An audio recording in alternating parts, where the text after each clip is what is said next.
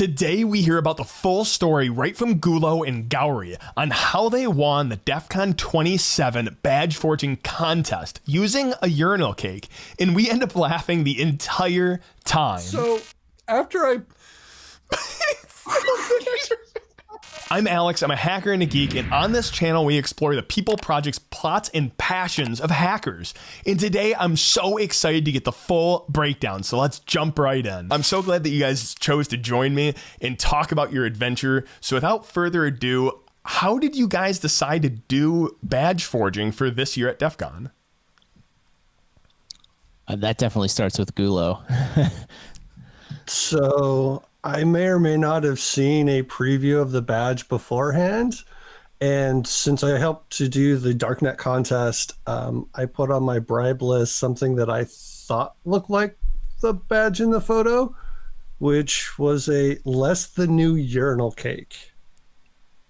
And that's kind of how this started. Right. So, you know, for watchers out there, some backstory to that. The DEF CON Darknet contest always has bribes of some kind, and they're usually funny. Like one year mine was Taylor Swift and tigers, and someone found a picture of Taylor Swift wearing a tiger sweatshirt.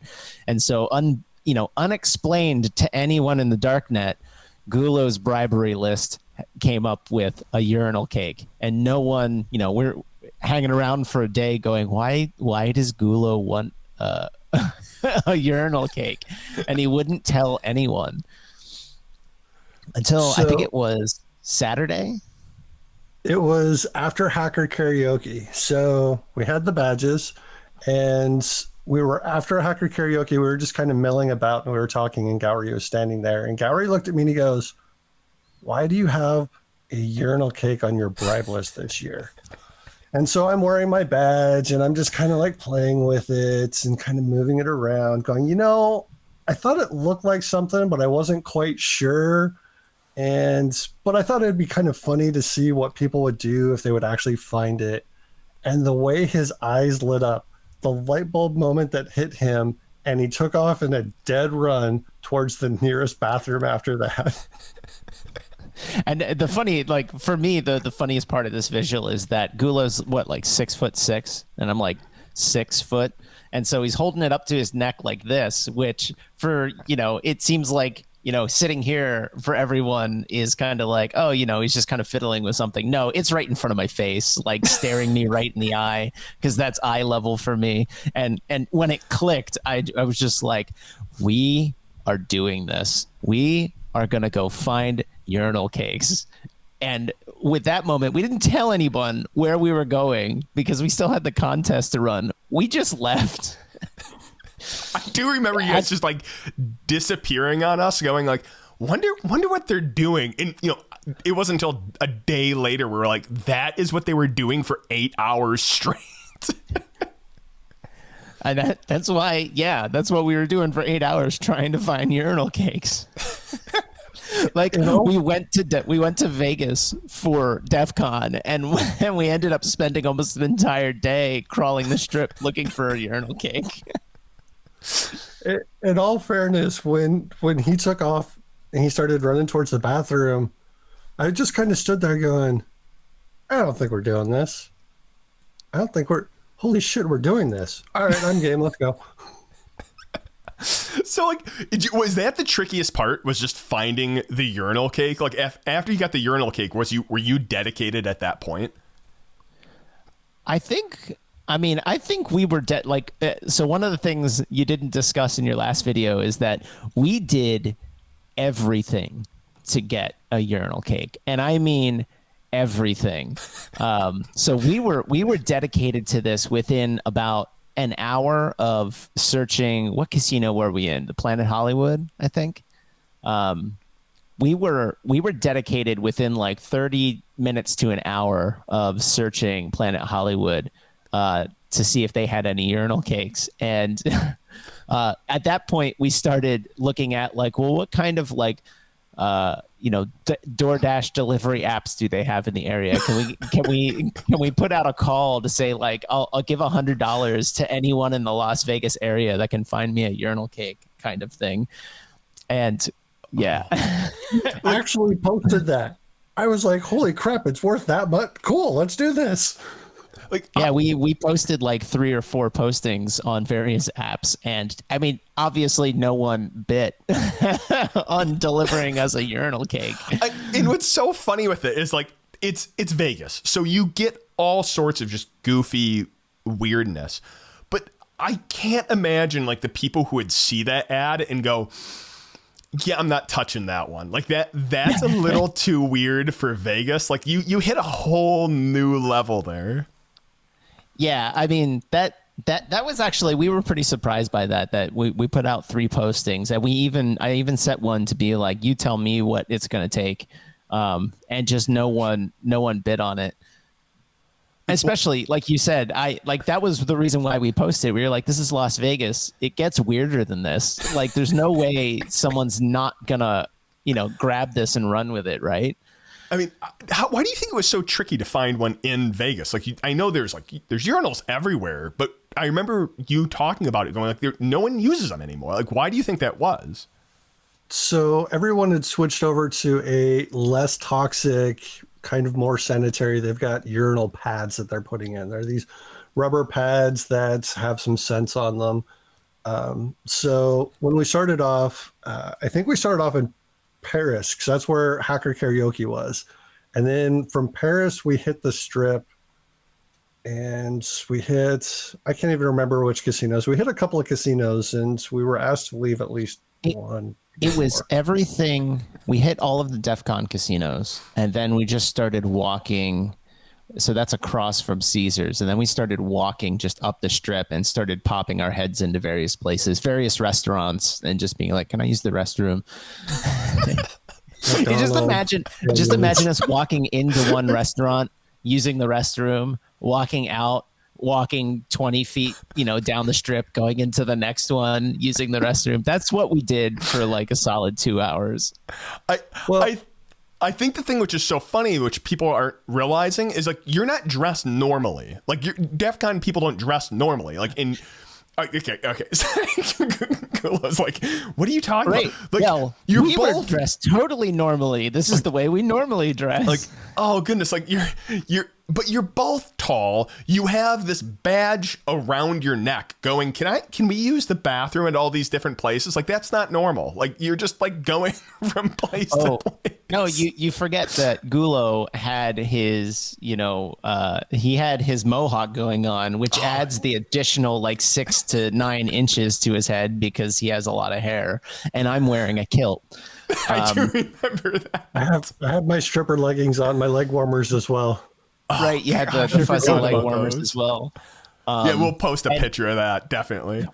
That was actually a lot of fun as we were walking down the Strip too, because as we were going in and out of places, people would stop to and ask us to take pictures with them. We were like, sure, why not? Yeah, so as we were leaving the DEF CON casinos, we actually did a post on Discord. And it says, Gourry and Gulo are on a spirit quest. If you see them, please assist them on their journey. I actually included that in the video. So we some people responded to that. And then we had, so as we're going to the casinos, I think we hit the McDonald's, we hit the Denny's, and then the next one was like a Walgreens. Yeah, that's when.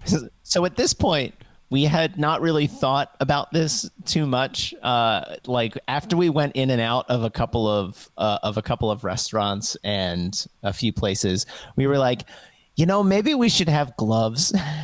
Like we started looking for them before we bought gloves, and that's when we went into a Walgreens and we were like, where the hell do you buy these things anyway? So we were like, let's pop in and grab some, nitrile gloves. And I was like, maybe we should buy saran wrap just in case we, want to wrap it up if we find one. And we started looking in various drugstores and stuff.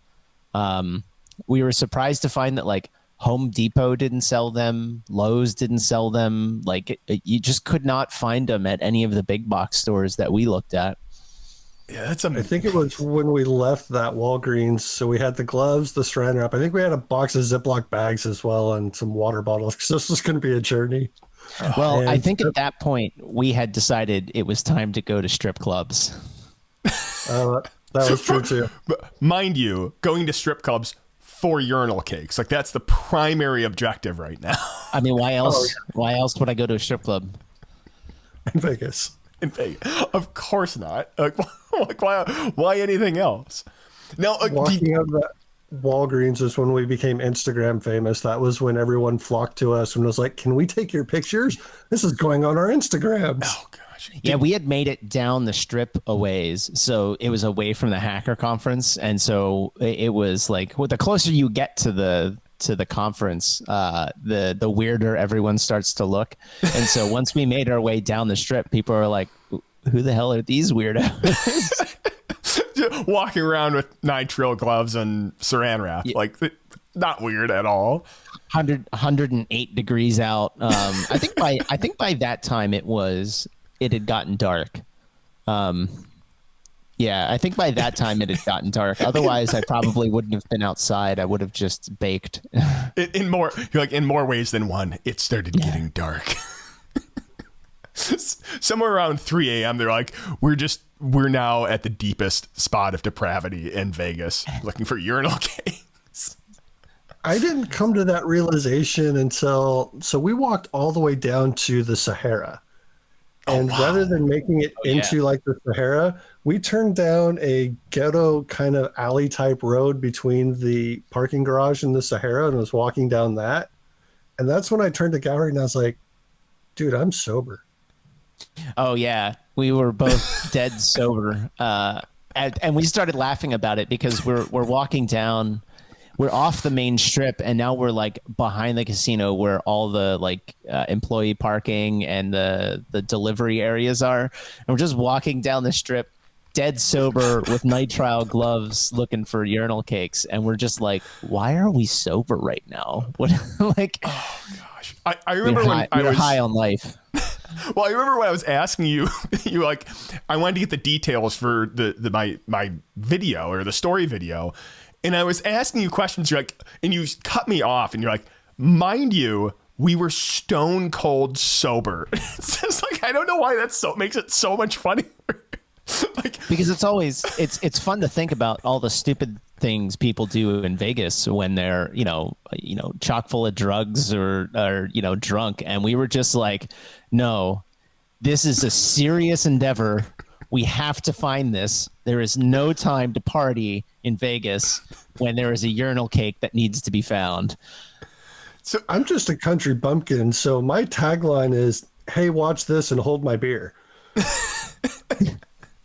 No, would you, one of the things, jumping back to something you guys said earlier, was you guys like disappeared from Darknet for a little bit and went off and did this. Would you consider that missing DEF CON, or is this all kind of part of the experience of DEF CON? Oh, that's not missing DEF CON. It's not missing DEF CON. This is DEF CON. At the end of the night or the next day, one of my proudest moments of possible shame was when Gourry ran up. We were at the table, Skyria was there, and Gourry comes in there and he's like, oh my God, guys, I have a Gulo story now. We've done something and I have a Gulo story. And Skyria's face just went like stone sober, and she's like, no. What happens? When are the police coming? We did find the police, but that was way later. Oh gosh. So I do. Yeah. It does remind me of another. Well, here you go, and then I'll ask my question. So, the next stop I think we made was the first strip club, and that was the most dangerous strip club. Yeah. How so? Go on. This is I forget what it's called, but this is the one that's like right next to the hotel that B-Sides is at, I think. Yep. And I forget the name of it, but it's a small one, and it is like, yeah, it's probably only a few times the size of my office, and then they have bathrooms, and like that's it. Like they don't have private rooms; they just have booths that they have, curtains to close. As we approached the strip club, we kind of looked at each other going, all right, we've got this big thing. We've got this box of saran wrap and some Ziploc bags. We're like, I don't think they're going to let us take these in per se. So we kind of just stashed all of those outside the strip club and filled our pockets with the nitrile gloves. We go in and the bouncer cards us, and the bouncer is like 5'2", 5'3", something like that. He's on this big stool and he kind of hops down and he cards us, and we get in. There's no cover, and we're like, hey, where's the bathroom? And he points us to the very back of the strip club. I think we were the only dudes in there. There might have been somebody at the bar, I think. And there was one person at the bar, but that's it. Yeah. And so we go straight to the bathroom, and we immediately go to the urinals, and there's nothing in there. We're like, we're in a dive strip club. They're not going to have anything in the urinals. What made us think to come in here? Well, they might have something in the urinals. Nope. That's what we want to catch. But Gourry's like, yeah, I drink a lot of water. I need to take a whiz. I'm like, cool. Might as well too, because it's going to be a long night. So he washes his hands and leaves. I'm washing my hands and I'm walking out the door. And then Gourry's already across the strip club, walking out the front door, like completely ditches me. And the bouncer goes, and he points at me and he hops off his stool. And I'm like, well, shit. So I come running out of the strip club trying to dodge this bouncer who's now pissed off and now chasing us. And Gourry's just kind of sauntering along through the parking lot. And I'm like, dude, do I pick him up and throw him over the club? What do I do? I mean, I thought he was right on my tail. It wasn't really like, it hadn't clicked that he was not right behind me. So as the bouncer was chasing us into the parking lot, I saw him coming after us in Gulo with his giant legs, trotting away. I mean, that guy had to take a lot of steps to try and catch up with Gulo. So I just started casually jogging. Once we made it across the parking lot, he was like, don't come back.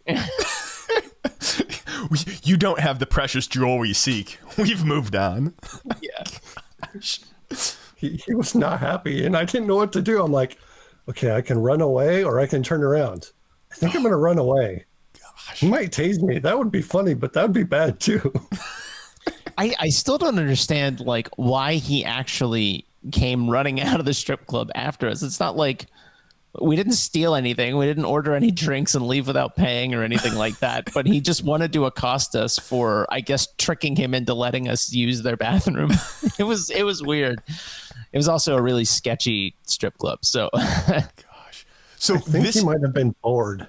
Is this far before you guys met the universe? Because I know that story and we haven't talked about it yet. But is that way later in the night?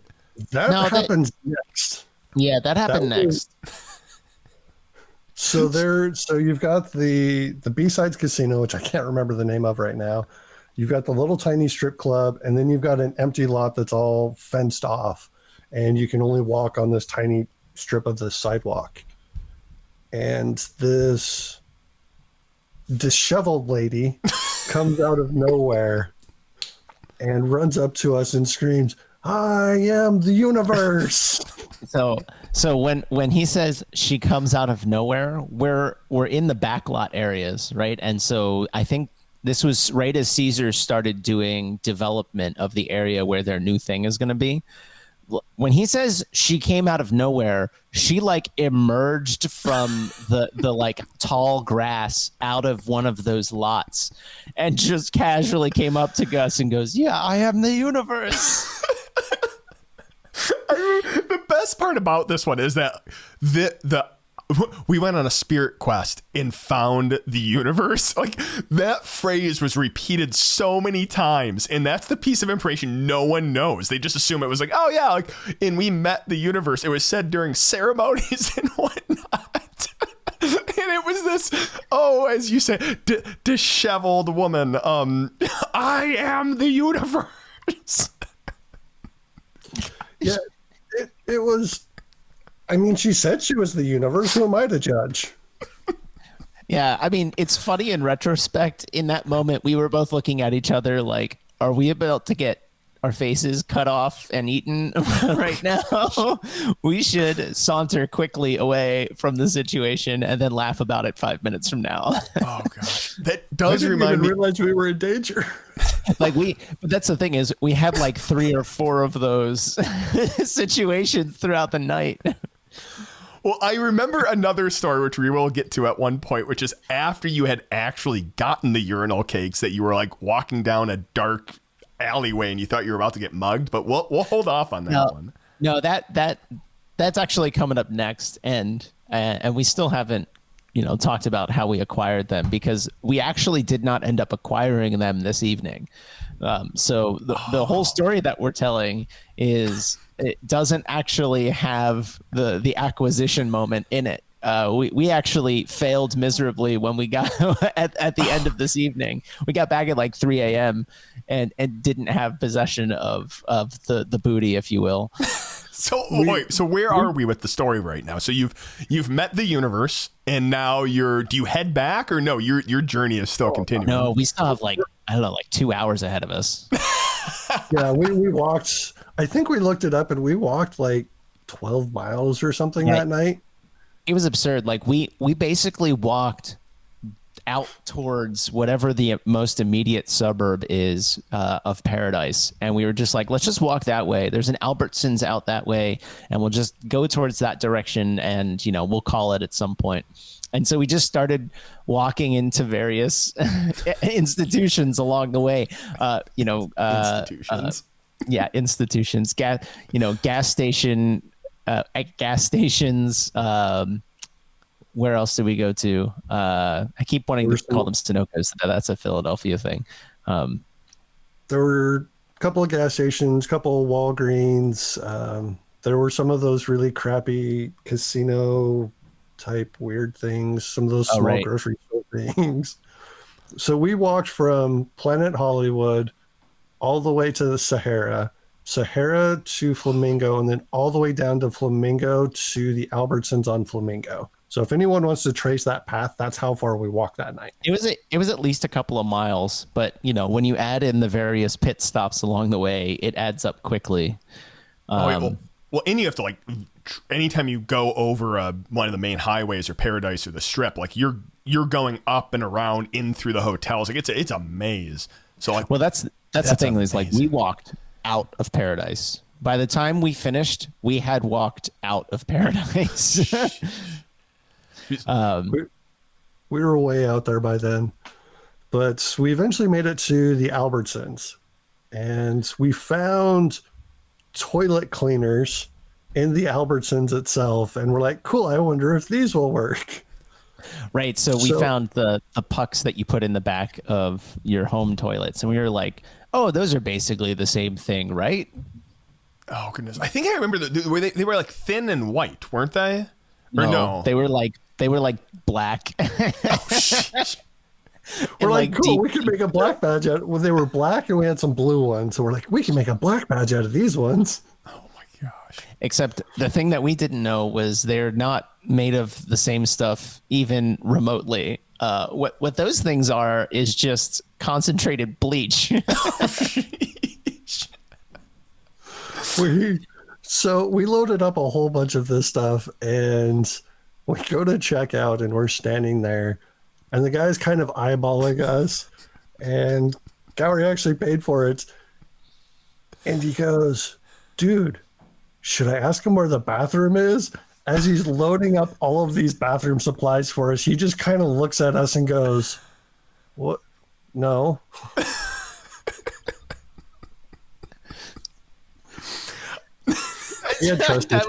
I asked it with a straight face, and then like 20 seconds afterwards, as he's looking all confused at me, I realized what had just occurred, and I started giggling to myself, and he was just like, "No, get out, get out." I'm just imagining him being like, "What are you gonna do? Clean our bathrooms?" I mean, I have to imagine these people have like the weirdest experiences, like living in Vegas, working in Vegas. But it reminds me of like a scenario. It's like you go to a Meijer and you buy two really weird items. Like I'm going to buy a gallon of a gallon of lube, 4 pickles, and a toy duck, and you just like go up there and set them on the counter, and like, but that one at a certain point they know they're just getting messed with. This one, like, it's just real enough where they're genuinely like, I don't know what to do here. Right, and mind you, guy in a kilt, and the other one has this massive mohawk and fuzzy leggings on. So, like, and we have now exited paradise. We have exited the strip. So the like, we're off in like family town at this point. Yeah, there's basically. houses and stuff around there. Oh gosh. So we exit the Albertsons and we're like, okay, we need to test this out to see if these are going to work. So we post something, peyote acquired. Just before the sun begins to rise, our unlikely heroes emerge victorious with the booty they so desired. Yeah. And we're like, okay, let's go back to the hotel and figure out how to actually turn these into a badge. And we look at each other and I'm like, I ain't walking that far. Are you crazy? Let's call an Uber. Wait, then this wasn't with urinal cakes. This was with the toilet cleaner things. Yeah, like the this was residential with like ones. the toilet pucks or whatever, the bleach pucks. Yep. So you call an Uber. So this lady drives up, stops in front of the Albertsons, rolls down the window and says, get in. And so we climb in, and like the first thing out of her head was, you know, you're on the bad side of town, and I'm actually surprised you guys didn't get shot in there. But you look like stand-up guys, so I figured I'd pick you up and save you. She was nice. I mean, well, she was, yeah, I mean, she at least acted nice. Well, like, I'll let Gulo tells this part of the story much better. So, mind you, 7-foot white guy, giant mohawk, fuzzy, bright-colored leggings, and Gourry's sitting there in a kilt, and we're holding these shopping bags of doom, I guess. And so we get in, and she's like, oh, you guys look nice. So, yeah, I'll take you. So she starts to drive us back to Planet Hollywood. She goes down Flamingo. And instead of turning left and then like going around and circling into Planet Hollywood, she turned right. I'm like, cool. She must know a shortcut to get to the building that's right there. Yeah. Oh, well. She turns right, and then she immediately turns left into this apartment complex. And so the apartment complex is, you've got an entry point, and then you've got an exit point, and they're right next to each other. And then there's like buildings in the center. So she's driving around this apartment complex, and we're just all kind of talking and BSing. And she's like, so what do you guys got in the bags? Urinal cakes? She's like, no, seriously, what do you have in the bags? And I pull the box out and go, urinal cakes. She's like, why do you have urinal cakes? Well, we're wanting to play with them. We have an idea that might be kind of cool. And she's like, I don't think I want to know. So she's driving around this apartment complex. It's like 3 a.m, 3:30, something like that. It's pitch black outside. There's not even lights in this apartment, like parking lot area. And Gourry kind of nudges me. I'm like, what? And then we continue to go around. And as we're approaching, coming up towards the exit, there is a police cruiser stopped there with his lights on. This lady slams on the brakes, and she goes, oh shit, I have a warrant. I'm going to go to jail again. Okay. And I'm like, what? And so And I'm like, stopped. I'm just sitting there like, I'm with Gulo. I'm safe. I'm completely oblivious. I didn't even realize we were being kidnapped at that point. Like we realized after, not after the fact, this is about the moment we realized that why, like we were having the thoughts, why are we here? Why did she bring us to this place? And we started like kind of muttering between ourselves, like, were we about to get mugged for our urinal cakes? We were literally in a dark alley between in this apartment complex, and I didn't even think anything of it. I didn't think anything of it until Gourry's like, do we get out and run? Yeah. And I'm like, no, dude, why won't you take us to the hotel? Eventually, maybe. And I mean, like, I don't spend a ton of time in Vegas, so I basically just trusted the Uber driver to go to the appropriate place.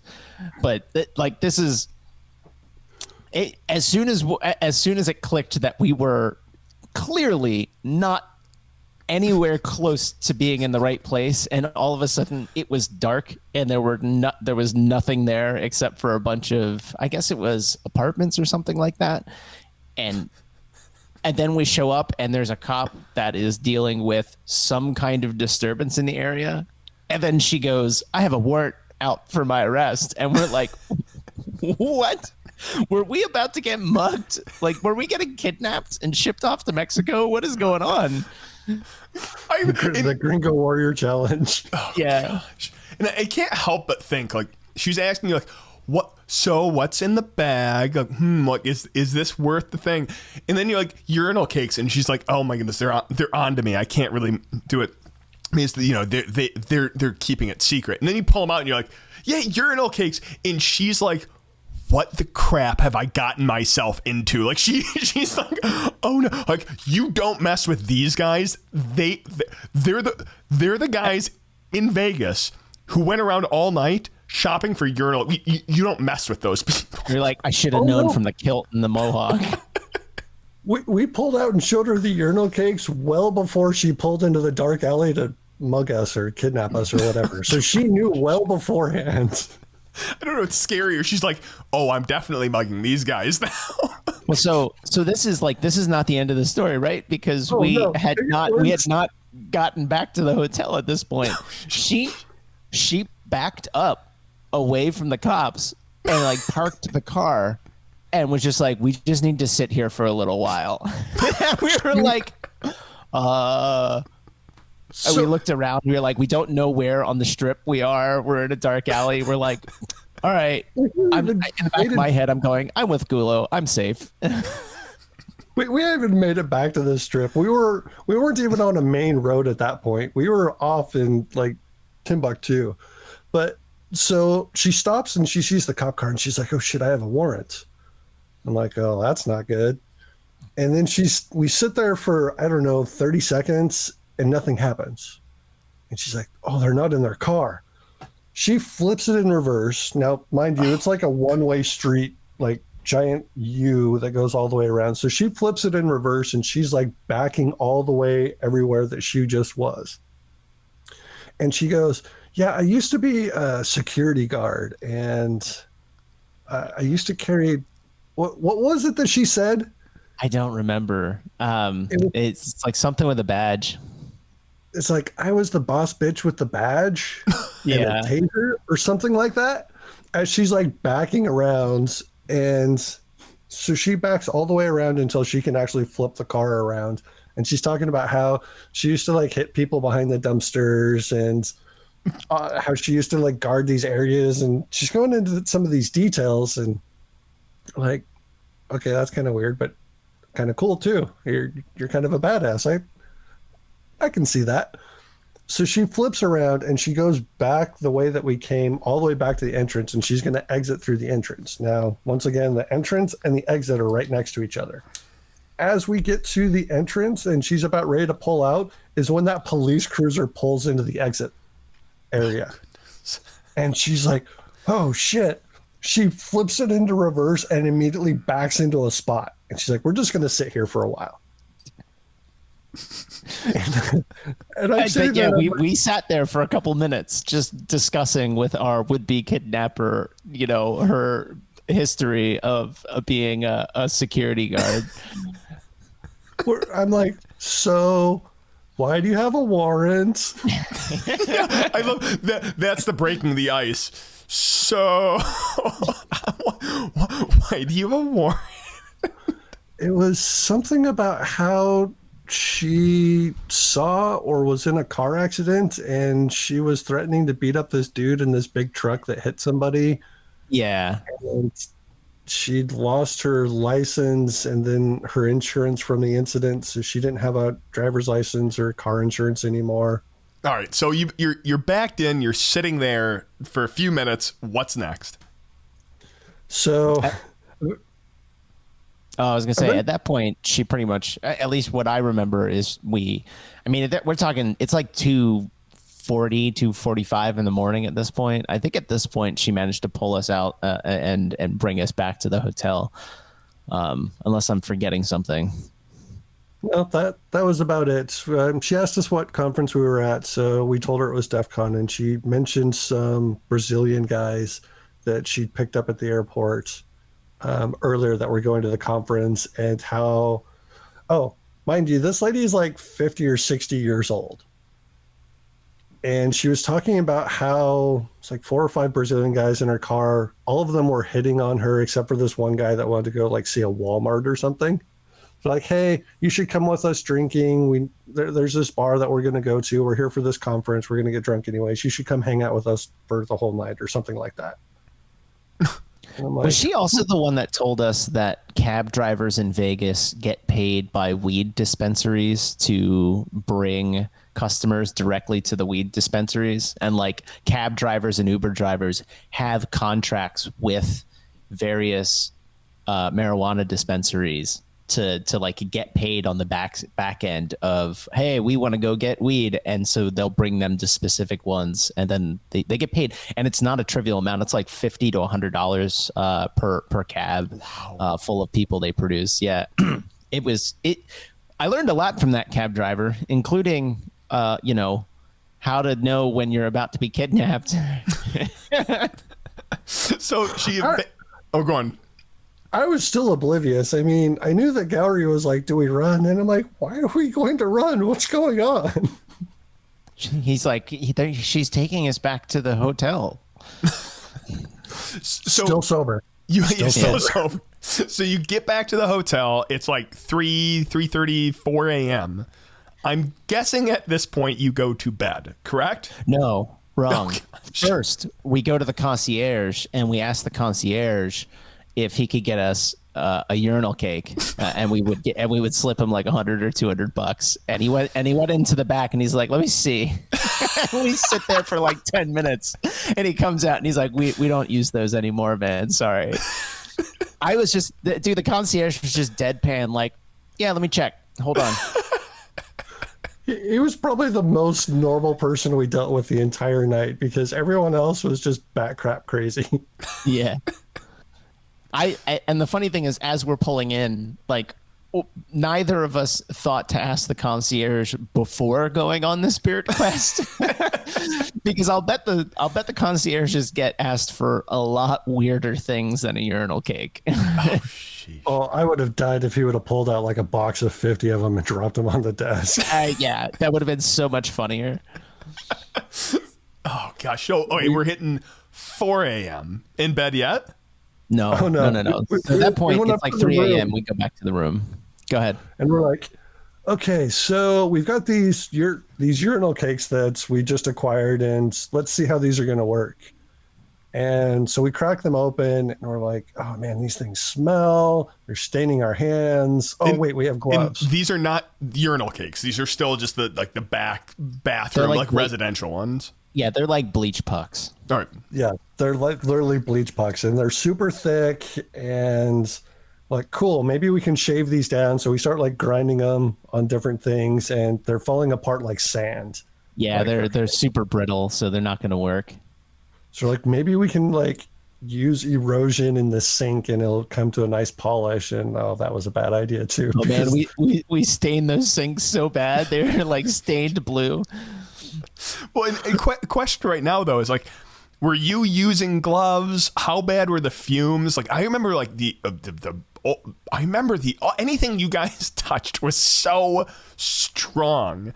You're both inside the hotel room. Like, you have a window? I guess there's no windows open. Like, we didn't even turn on the bathroom fan yet. We were oblivious to the chemicals we were playing with. Yeah. So, and that was that. So the first thing we did is we unwrapped one. We bought like 4 or 5 different types, and we unwrapped one of each one. And we were like, all right, which one do we think that we can make look the most like the badge? And I think we decided on 1 or 2. And we were like, okay, how well can we shape this? And that's where Gulo was saying we started shaving one and he had sandpaper in one of his kits, so we started using that, and it wasn't working. Then we started to use water. When we put the water on it, was the moment we realized that we had fucked up, like because that's the moment that the whole room started filling up with various forms of fumes, and there was no guarantee that like these things were made of the same thing as each other. So like we were starting to compare two different ones next to each other, put it in the water, and then pick it back up. And that's the moment we were like, oh right, we're mixing chemicals in a hotel room. This is a bad idea. It was around that time that I still don't think we turned on the bathroom fan. I think we just left him in the bathroom and closed the door. We're like, you know what? Let's go to bed and see what we can hunt down tomorrow morning. I did turn on the bathroom fan. I might be stupid, but I'm not a complete moron. But yeah, so that's the point at which like we had gone for 8 hours out into the dark strip looking for urinal cakes, and we came back and had failed miserably and had, you know, just a bunch of bleach pucks gassing our room. We had literally, I think we had a dozen or so of those in various stages of decay in the bathroom at that point, because we'd spent a little bit of time working on them. Yeah, no, we went to bed at like 4:30. Like we had stayed up for an additional hour and a half, you know, shaving them down, running experiments. I can only imagine what, and at this point, like, normally we always leave the do not disturb sign on the door anyway, but during DEF CON, they ignore those. I think every 48 hours they do wellness checks on everyone, aka they don't trust a bunch of hackers not to have a bunch of illegal stuff in their room. So this is like right before we wake up in the morning and we're about to leave to go meet up with the Darknet people, and we had to stop and think about it. We're like, what is security going to do if they walk in and just find a pile of bleach pucks? in mind you, still sober. Oh yeah, 100%. We didn't have alcohol in our room. Oh gosh. I had a lot of alcohol in the room. We just hadn't started drinking yet. You had a lot of alcohol. We were both exhausted though. Oh yeah, man. We got up at like 8 o'clock the next morning to go down to the contest area. So now up, going to the contest room, defeated. What's the next step? So I think at this point it's Saturday. I think that was Friday night, right? Yep. Yeah, because that's right. Because the contest, yeah. So Saturday morning we got back to the Darknet table, and this is when the Darknet folk started to come up with interesting ways to solve Gulo's bribe. Granted, the Darknet, we're talking about what, 1,200, 1,500 players, active players at the conference. I think we had like 1,600 that year. It was a lot. That year. They did not succeed in actually getting a urinal cake. However, they did come up with creative ways of making urinal cakes. I received 2 different bribes. And so one of the bribes was they just went into the casino bathroom and pulled out the urinal mat, the rubber mat from the urinal, stuck it in a bowl, and then handed it to me and was like, here.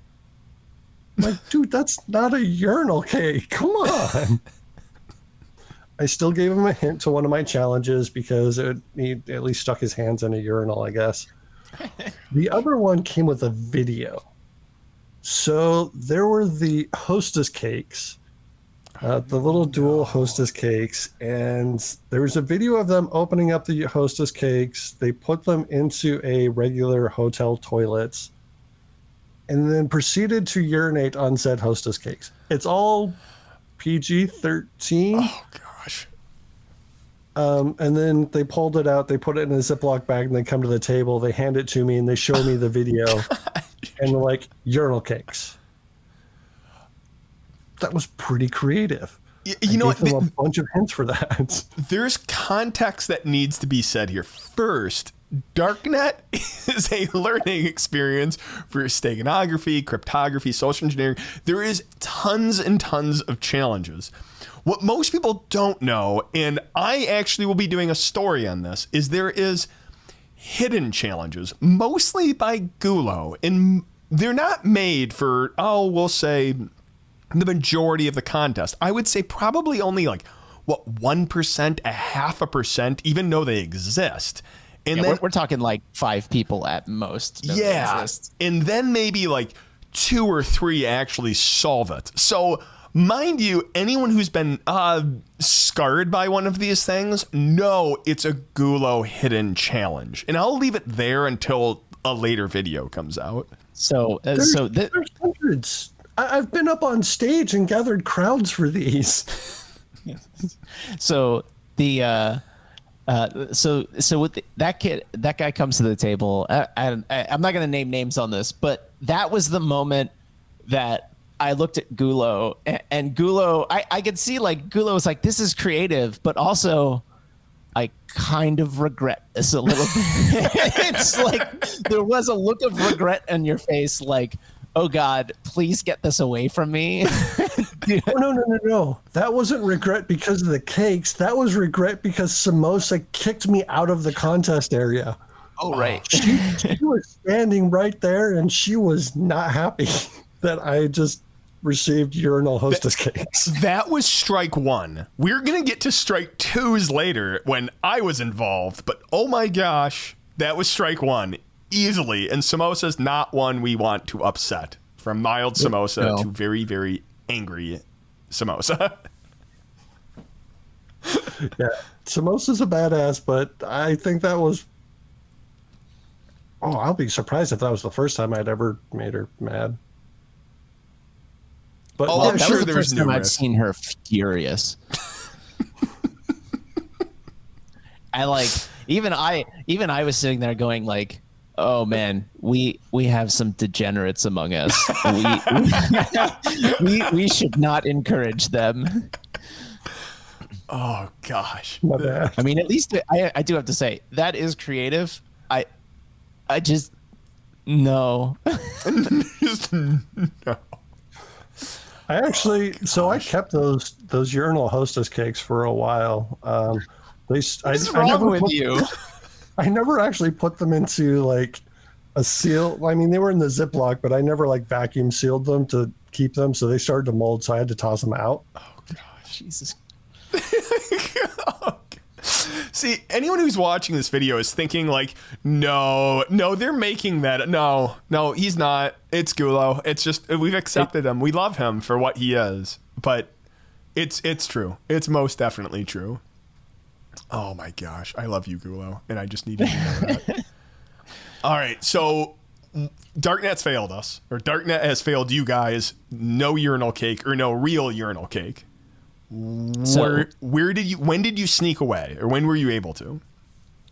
So this was probably 9 a.m., 10 a.m. when we realized, all our app postings were not going to get us what we wanted in time. The Darknet folk were all doing their thing, and the 1 or 2 people that said they were looking for it all failed to find something. So granted, like, we had a small fleet of people actively trying to help us, and they failed to find this. This is why I said, I repeat constantly, do you have any idea how hard it is to find a urinal cake in Las Vegas? And so I have to actually ask you, do you want to know? Like, do you want to know how we found it? Because it kind of, I think it can ruin the mystery a bit of where we acquired it from, so giving it away. It's more your call, because here's the truth is in the video, or my video, I actually made a mistake, and I have a picture of, it's actually Gator in the picture where I said, oh, and Gulo went in there, he found his answer. That was actually a picture of, so everyone in Darknet was scarred by this experience. They were all touched by this experience.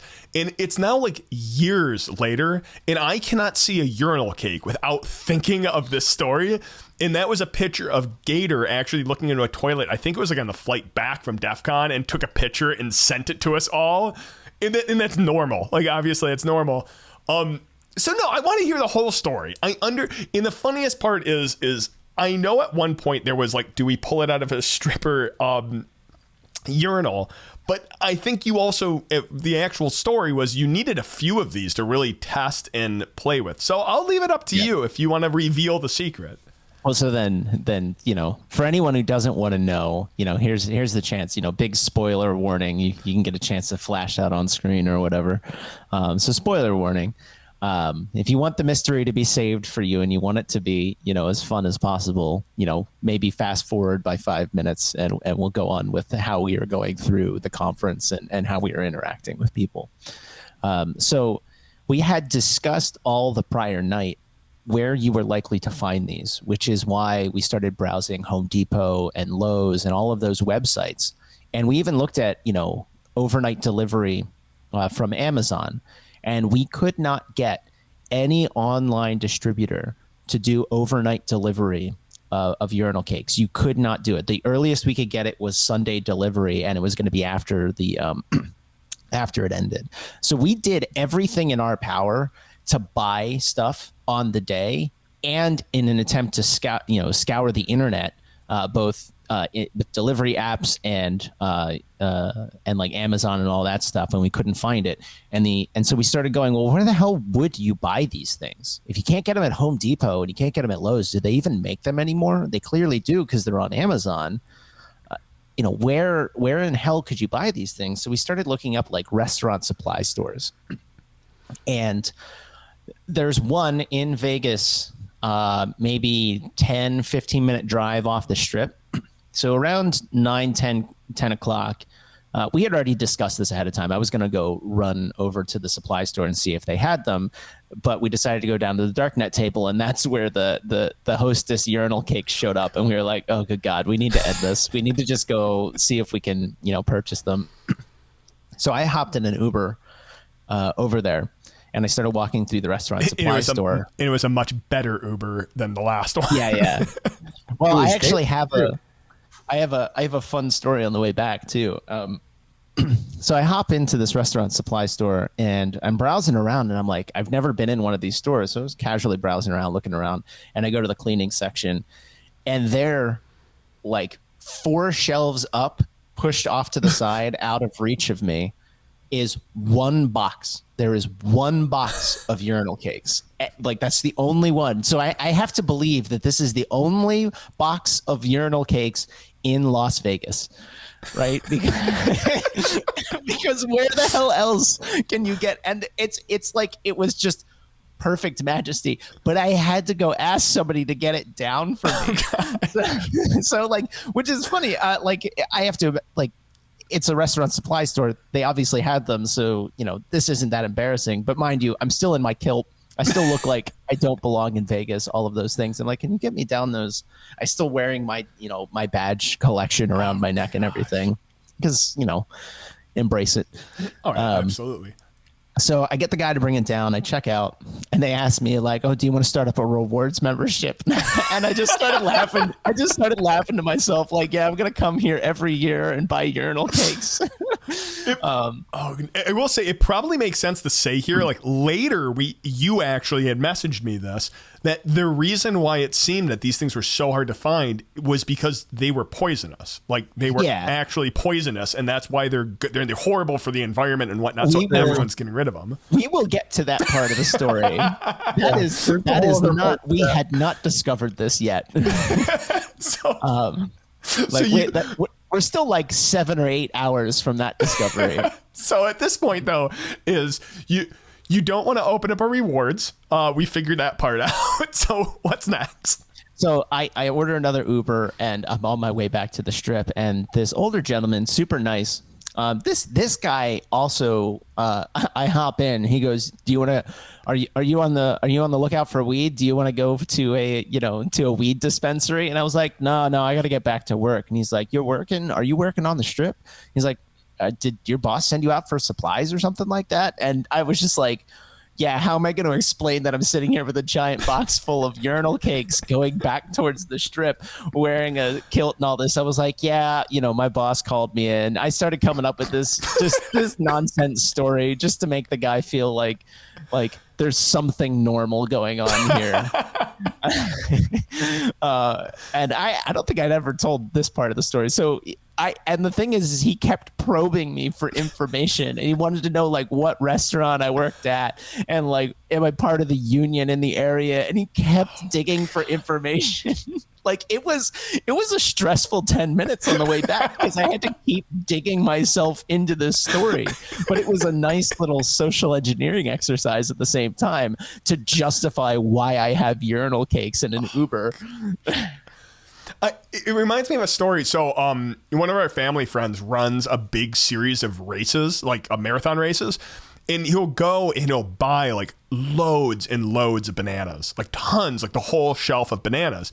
And when he's checking out, he always gets the weirdest looks. So he'll just make up a story and be like, oh, it's actually the banana diet. You eat like 14 bananas every day. And you start like, he'll just make it. So I can only imagine as you're going through this, he's like, what's this guy using these urinal cakes for? Because he definitely doesn't look like someone who works at a restaurant.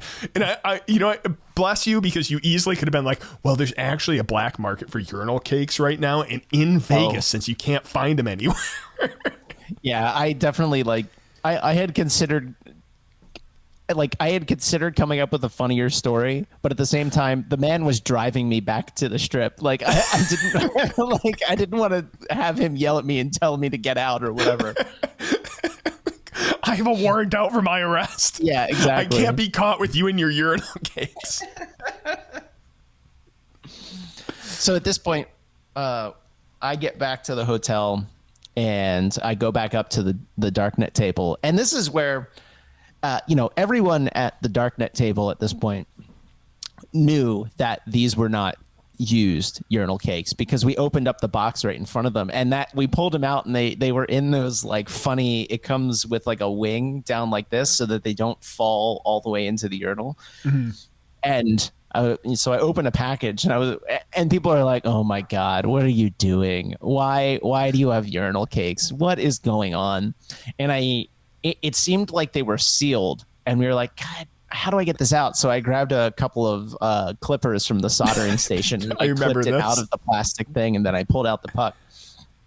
And that's where we sat down at the table and just started working at them. So yeah, we had to go through one or two to figure out how can we shave it down? How brittle are they? Can we shine them up? And I think we went through one or two pucks at first before we decided like it's going to take us too long to shave it. So I had to start cutting into it with a box knife or a razor. And then we made everyone real angry. I remember this. Go ahead. I'll remember this story. So as part of Darknet, there's Darknet badges. And typically there is a mad rush. And it is me, Samosa, Gator. It's kind of an all hands on deck to handle the sales of them. And it's super stressful because like you're dealing with like bad Wi-Fi signal. You're trying to accept credit cards through Square. You're dealing with lots of cash, and none of us like handling cash. So we have our nitro gloves, and it's a really stressful situation. And along the way, we started getting like angry, and we couldn't figure out why. And I remember, and this was in the video, which was me and Samosa connected eyes, and we realized like at the exact same time why we were so pissed off. And it was this overpowering, like flowery. And it wasn't like, here's the funny part is like, it's a smell that I'm guessing most women don't recognize, but every single guy has smelled this. And it's usually like a porta potty, or like, it's that smell, which is so distinct. And you know, it's a urinal because it's like this, but it was so overpowering. We just looked at each other like looking around like, what the hell is that smell? And we both just looked over and see you like shaving this thing with a giant stupid grin on your face where you're like, hi guys. And you're like, just like, I will kill you. Like and then she just like, for me, after I figured it out, like, and recognized why I was upset, I started laughing at it. But Samosa was just like, I'm going to kill you. gonna kill you. Like, it was just like, oh, it was just awesome. Oh, I love And that like, moment. and so for anyone who's wondering, it is not easy to shave a urinal cake. They're pretty dense. Like, they will last a long time. And I was sitting there for like 2 hours with an X-Acto knife or whatever, a box cutter, trying to shape it and not cut myself and not ruin the urinal cake, because I'd already ruined like 1 or 2 of them before I figured out, like, all right, I'm gonna have to take this slow. I'm gonna have to do it like shave by shave.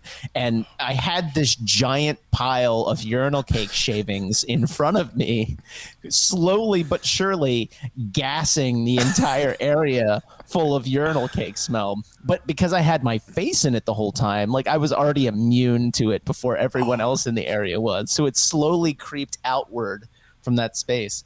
Now, to my right was the area of the table where we had like 6 or 7 soldering stations. And I am amazed that people were sitting down, putting their badges together as I was shaving these urinal cakes and sitting there through the smell. And yeah, I'm not going to say that we were the most considerate people. Anyone actually complained, because I was the one that was running those soldering stations. I don't think anyone actually complained about those. Yep. But in our defense, I'm pretty sure that we burned our olfactory senses with the Clorox tabs the night before, because That's those also were far more toxic. I don't know if that's a defense. That's just an excuse for why we didn't smell it. I'll answer this, because it started so softly and then it built and it just kept building. Like, you think it would hit the point where it's like, okay, it cannot smell anymore. But the shavings were just, I used the word, and I think I repeated it like 8 times without realizing. I said mind numbing. And it was like, you hit the smell is so bad, you just don't even smell anything. But beyond not even smelling anything, you got this like deep burning sensation throughout your nose. And it was made worse because in Vegas, not only is the heat outside is just horrible, and to counteract that, the hotels just blast AC, but it makes, for someone who has allergies, it makes the air super, super dry. So this stuff had free, like, no one had a stuffy nose inside this place. So you had free access to just shoot up, and you would get this burning sensation. You wouldn't even know what it was. And that's where it's like, ah, what is that? Like, ah, like, oh, it was so bad. I think we might be getting ahead of ourselves in the story a little bit. So I finally shaved down 2 of these pucks that were approximately the right size. And at that point, we had the shavings put aside, and we had already attracted people over that were like, what are you doing?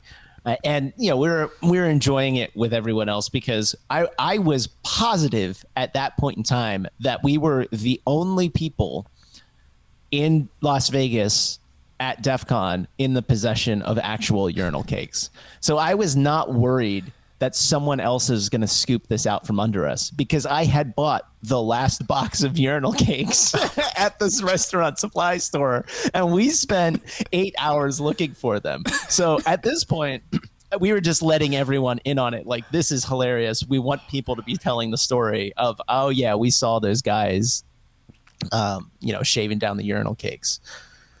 Oh, the contest area is a big area. Like, I don't know how to describe it. Like, it would be like a wedding venue. Like, it is this huge venue, but you could smell this thing throughout the whole contest area. And I'm sure people have watched the video or are going to watch this one and go, that's what that smell was? Like, it filled the entire room. Like, oh my gosh, it was horrible. At this point, we were pretty positive that we were the only people in Vegas in the possession of urinal cakes.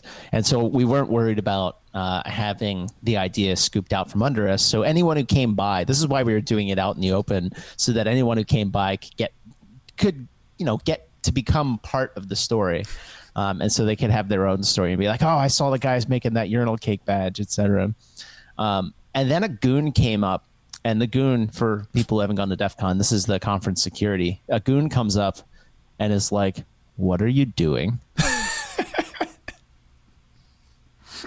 And Gulo just tells them, roughly what we're doing, and we're sitting there, and I had just finished shaving one of them down, and it was the right size, and I held it up to him, going like, showing him, and he was getting this quizzical look on his face.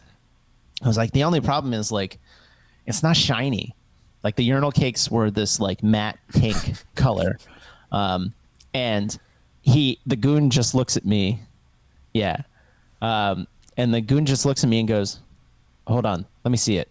And I'm like, okay. I mean, I have a whole box of them. So I'm like, if he walks off with it, whatever. He grabs it and he just goes off into the corner behind our table and starts rubbing it against the casino floor. And I just look at Gulo and I'm like, we have a goon helping us, forge a badge right now. This is amazing. And he stops. He does that for like 2 minutes, and he's looking at it back and forth, and he brings it back over. And I hold it up, and now it's shiny. Like it's been polished, and it looks pretty damn good. And so we were like, okay, we need to do one more of these, and then we can start working on the backing. Because the back, I have it in front of me. The back has all these components and stuff on it. Mm-hmm. And we hadn't started working on that, and we hadn't even really considered how we were going to forge that. Right. And we had a short discussion, and was just like, well, did we just pop, parts of the real badge off the back of one of these quartz pucks? Do we try and find a blank PCB and just shave it into a circle? Like we were talking about a little bit. And then somebody brought over a coffee in one of those like to-go coffee craft things from Starbucks or whatever. And I picked up one of the cups and I turned it over, and I was just like, let's just use the bottom of a coffee cup. So that at that point we had already done all the shavings and we had our polished pucks, and I sat down with a bunch of components, we went over to the hardware hacking village and we got some of the larger components from a buddy of ours who works over there. So you can see like I think this thing over here is the antenna, and then this is the major chip up on this side. So we had gotten some of the larger components, and so that we would have the big things there. And then we just started scavenging pieces from the Darknet badge to start to make. So there's a story there. Oh, go on. I'll start. So there's actually background story. I heard, so after I did the first video, Bunny, who led the hardware hacking village, who is the one who gave you the components. We all know who it is. But later on, Joe Grant asked him, like, you gave them actual parts? And you know what Bunny's response was? And this was like a week ago. He goes, you have no idea how smelly that thing was. would do anything to get it out of the hardware hacking village. He's like, it wasn't social engineering. It was desperation just to get them to go. It was biological warfare, man. So in Bunny's defense, not all the components came from the hardware hacking village. The actual past the urinal cake parts, Gourry was the one that pretty much, he shaved them all down, he polished them, he made the backing. I mean, the dude is freaking, look at it, it's badass. But I was sitting the whole time that he was working on that, I was still doing the hardware hacking stuff, soldering stuff, and I was fixing DEF CON badges. So any badge that had bad components on it, I was popping those components off. I was passing them over to Gourry, and then they would go to the hardware hacking village, get more components. I'd solder them back on, fix the badge, send them on their merry way. So in Bunny's defense, not everything was actually a proper component. But yeah, we had scavenged some of the components. Like I think the battery part on the real badge, the component in the center, I think that's the one piece we actually needed from the hardware hacking village, because it was a pain in the ass to lift off of any of the real badges, and that wasn't the problem piece that people were having an issue with on most of their badges. I think that's right. I think that's what we ended up getting from the hardware hacking village. So I actually have my badge here. My urinal cake has since disintegrated. It fell apart later in the conference. So this is what the end result looked like, and I know it's a little fuzzy. And I'll hold it up for you, so you can compare side by side. So this is the real badge. There we go. So this is the real badge, and this is the fake one. That is It's amazing hard to how do, right? close they are. Right, and so like the LEDs on this are way bigger, and the bars up here, they're actually made of aluminum foil. But you know, from a distance, it's like, oh, everything's the right color and everything. But once you get up close to it, it's clearly a piece of paper with a bunch of things hot glued to it, right? Like, it's pretty clear what it is. But the thing is that normally you wouldn't be looking at this side of the badge. Normally you'd be looking at this side of the badge, which has the puck on it. So as long as the puck looks right, everything's good. And so we didn't even we paid for nothing to produce this side of the badge, because this is just a bunch of scrap that we had laying around and our real lanyards. And yeah, so all right. So at this point, I started super gluing hot gluing and super gluing stuff to the bottom of this coffee cup I had cut up, and I had finally gotten the lanyard to stay attached to it, and we had to decide how we were going to attach the puck to the back of the badge, because it's heavy, and this is made of paper. And I think we just used a pile and piles and piles of hot glue. I don't remember us using something else. You went through my entire stash of hot glue that I had, and then I actually had a lot. So finally, because I had my head so deep into crafting this thing, finally I had made the first prototype. And I took a breath, and I picked up my badge, my real badge, and I took a look at it, and I put it about this far away, and I turned it over, and I put it down, and then I picked up my fake badge, held it this far away, and I turned it over, and then I turned it back over, and I looked at the puck, and I lost it. Because I just started laughing my ass off in the center of the booth, because it looked perfect. It was just too funny. It looked literally no one, not a single person that we ended up showing this to had any doubt that this was a real badge until they got a whiff of it. I remember when you just lost it, and it was like, what's happening to him? It's perfect. And it truly was. It was remarkable. I was actually on the ground just losing my shit. Like I lost it, and I couldn't get up off the ground because I was sitting there, and like I think command code came over to me like, Gourry, what the hell's wrong with you? Get out of the way. You're in the middle of the booth. And I just held the badge up to him, and he got a whiff of it. He's just like, get away from me. And I was just like, this is too funny. It's too freaking funny. Through sleep deprivation and everything else, like you only got like a couple hours of sleep at this point. So even then you're just like, it was remarkable though. Like it really was remarkable. And that was honestly the moment that I realized that we were going to win that competition. Like I had no doubt in my mind that I looked at it, I smelled it, and I looked at the back, and I still had to make another one of these, another false backing.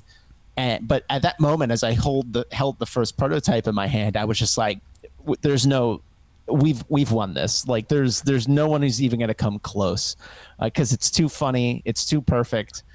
And it's just going to assault the nose of anyone we get close to. I think it was around that time is when you handed it to me, and I remember the first two people that we paired that badge with. The first one, and please forgive me, so Daniel Suarez's wife, which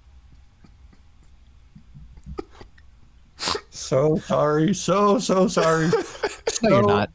No, you're not. Daniel Suarez wrote two phenomenal books. Damon and Freedom. He's actually written a lot of books. But I like Damon and Freedom a lot. Kind of what the Darknet is built off of. And so he comes to the table and visits with us every year. He comes to DEF CON. Super cool. I have to teach him soldering every year. But it was, I don't know, 4 or 5 years ago, he brought his wife. And something happened to his wife at DEF CON, and she's like, I'm not going to go back to DEF CON. I can't remember if that time it was me or if it was somebody else that did something. I just don't remember. Somebody would actually have to remind me. But when she was at the table and Gourry showed me the badge and my face had lit up and I was like, oh my God, this thing's perfect. And I look across and she's standing at the table. I'm like, hey, would you like to pair with me? And I'm holding up the urinal cake. Oh. And she's like, of course. So she leans over the table and her badge is like around her neck sitting like right here. And the other urinal cake is sitting right here. She's like, what is that smell? I'm like, oh, I'm sorry. I think my badge might be a urinal cake. See, that's the other thing I almost completely forgot about is people wear their badges around their neck. And because of the way this one was, like most of the time, again, I don't have mine on me, but most badges, they clip through a hole. So you have a little bit more leeway. With this one, the lanyard clips between it, so it held higher on your neck, and that's not even the original lanyard, so it sat a little higher. So in order to pair, you needed to like lean in and be like right up next to their urinal cake badge. Like, I mean, your face was like 5 inches away from it. Like, oh my gosh, that's probably it, dude. Like, you can't do that to people and be like 5 inches away and be like, oh yeah, it's a urinal cake. And most people didn't think it was a new one. Like, most people assumed it was a used urinal cake. I mean, for anyone that became uncomfortable, I was, we at least informed them it was sanitary, but we did not ever say that it was new. I think the only person that I told was the head of security, who was initially very upset with me after we had paired with them. And he's just like, get that thing out of my face. It's, like, where the hell did you get that? And I was just like, calm down. We bought them. They're brand new. We're not going to go around, actually waging biological warfare on people. I mean, had we not been able to acquire new ones, we would have had a different approach to pairing with people, but maybe not Gulo. Yeah, Gourry has a different set of limits than I do. If I would have fished one of those out of a stripper toilet, that would have been my badge. Even if I was the one that's shaving it down, because Gourry literally he built the whole thing. It's freaking phenomenal. Oh, but yeah, I would have made one out of a used urinal cake. I have no shame. I have no shame. So at this point, like we managed to get two done, 2 shaved down, 2 backings done, 2 put together. And I mean, we have 2 badges in our possession, and we have to go all the way across the conference. So he actually has his on him with the real urinal cake. Yep. Hold on. I haven't opened this up in like a year. So this is going to be bad. Only you would keep the thing, too. Oh, it's a familiar smell.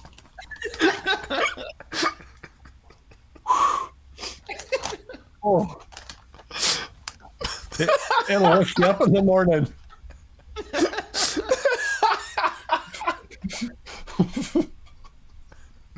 He's got to hold it up in front of his face to get it on camera. So after I...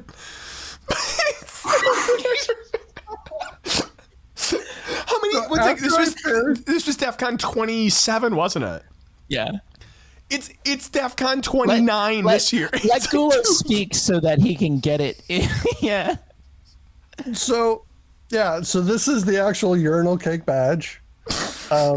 After I paired with Dan Suarez's wife, and she looked at me like I just kicked a baby. She turned to him.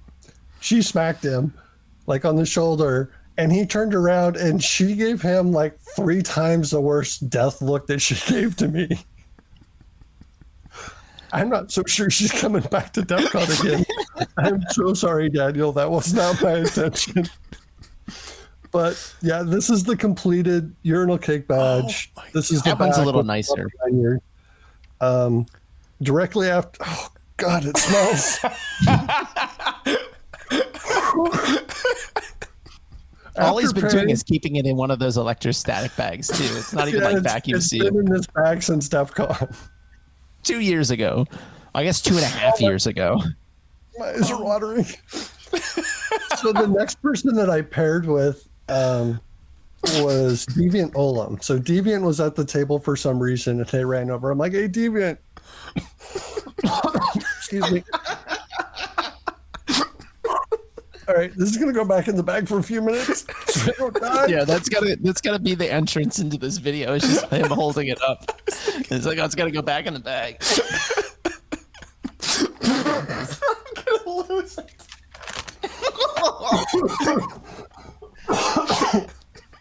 Oh, sorry. So, it's a spicy meatball. So the next person that I paired with was Deviant Ollam. And Deviant comes over and he's like, "Cool, let's pair." And he's got his badge around his neck and holding it up, and we're trying to pair the badges together. And he's like, "What the hell is that smell?" I'm like, "Oh, I'm sorry. This is my Urinal Cake badge. Let me go grab my real badge real quick." And so he live tweets this at that point. He creates a video of me, and that's where the photo from the previous video is me holding up the real badge and the fake badge. Gosh. Oh shit! I probably need to pull that out so I can do that again, don't I? No, you don't. It's fine. Smell it from here. You can yeah. get a picture of it later so that you can put it up. And so I'm holding him up, and he's like reaching across and scratching it, doing a live tweet, which is how some people found out about it beforehand. Oh, that was how, yeah. So he live tweets it, and then that's when I go back to Gourry, and Gourry's just finished completing the second batch. Oh man! All right. Yeah. So and like, mind you, the story's not over yet. The story's barely close to over.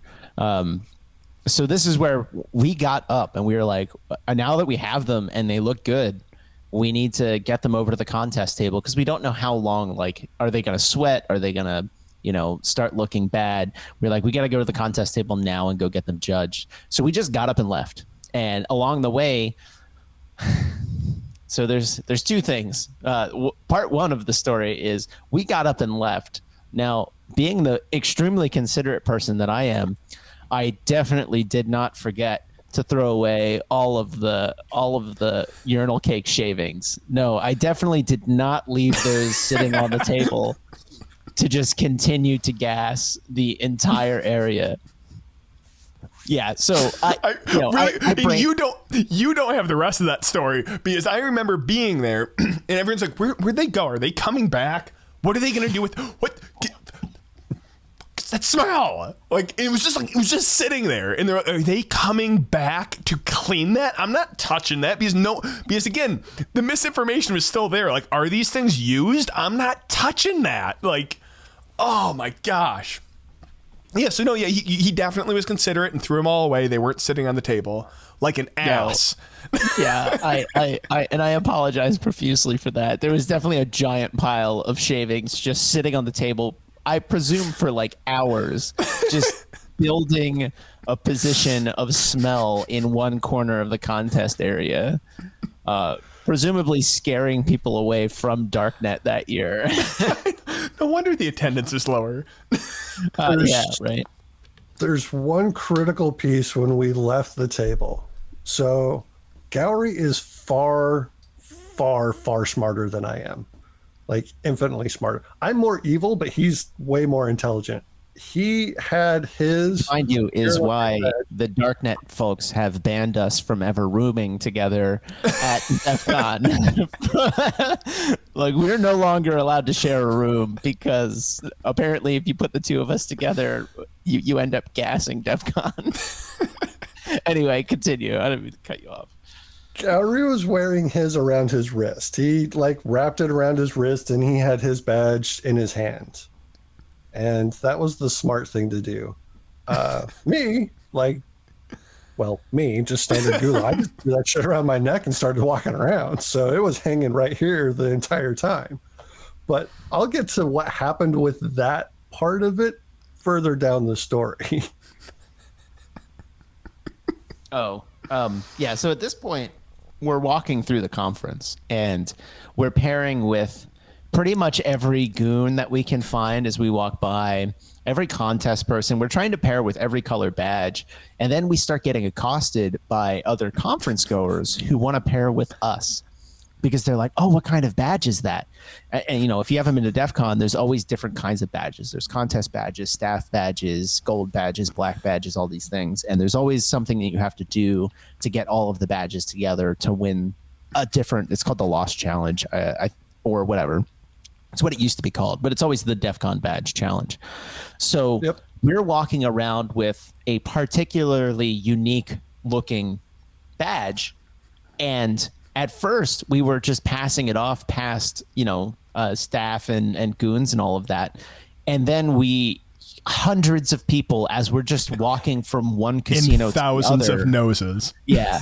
Like people were coming up to us and going, oh, what kind of badge is that? Can I pair with you? And we were just like, sure, why not? Yeah. Like, you know, and it's like, oh, I'm not sure why it's working. What's that smell?